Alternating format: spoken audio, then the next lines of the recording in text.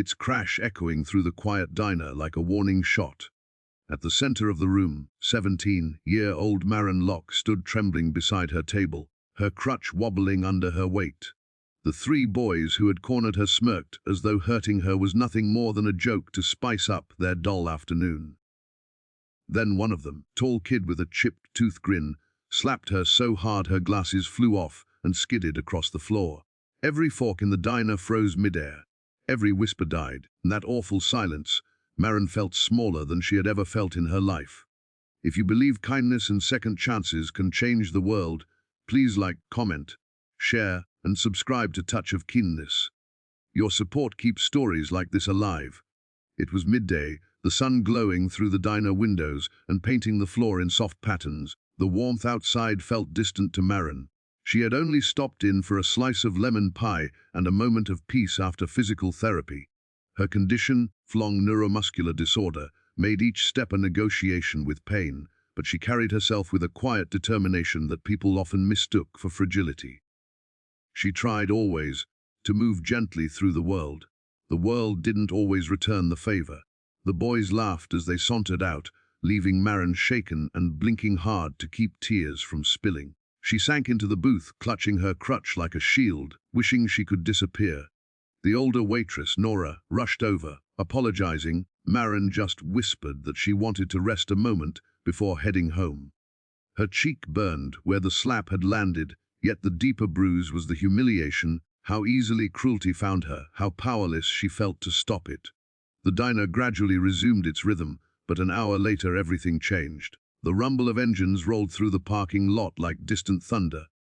15 bikers, all wearing the deep maroon colors of the Valkyrie riders, stepped inside with heavy boots, sunburned faces, and the kind of presence that made people sit up a little straighter. At the head was their road captain, Cassian Hale, a massive figure with a silver, streaked beard and eyes that studied the room with calm sharpness. The moment Cassian spotted Maren, the bruise on her cheek, the tension in her shoulders, his gaze hardened. He didn't approach her at first. Instead, he spoke quietly with Nora, who pointed subtly at the door and explained what had happened. None of the bikers erupted or made a scene. Instead, they moved with an eerie, purposeful silence. Cassian ordered food for the entire group toward Maren's booth and slipped a gentle card beneath her plate. "Stay. You're safe now." The riders spread out through the diner, taking seats near the windows and door like silent guardians. Maren's heartbeat steadied for the first time since the slap. She watched them through lowered lashes, unsure whether to be afraid or grateful. She had always been told that people wearing leather jackets and riding loud bikes were trouble, but here they were, keeping watch, as though her pain mattered to them. It wasn't long before the boys returned. Whether they'd forgotten something or were simply looking for more trouble, no one knew. As soon as they stepped through the entrance, they were met by 15 unblinking stares.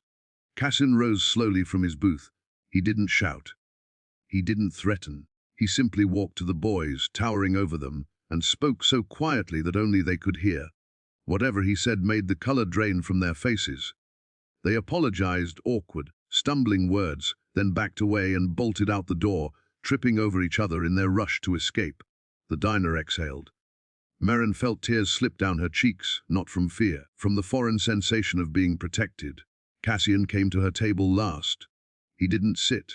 He just nodded, as if to say she didn't owe him anything. "People like you," he said softly, "deserve a world that doesn't hurt them for existing. We're just trying to make that world a little closer." And with that, he rejoined his group, finished his meal, and left the diner as quietly as he had arrived.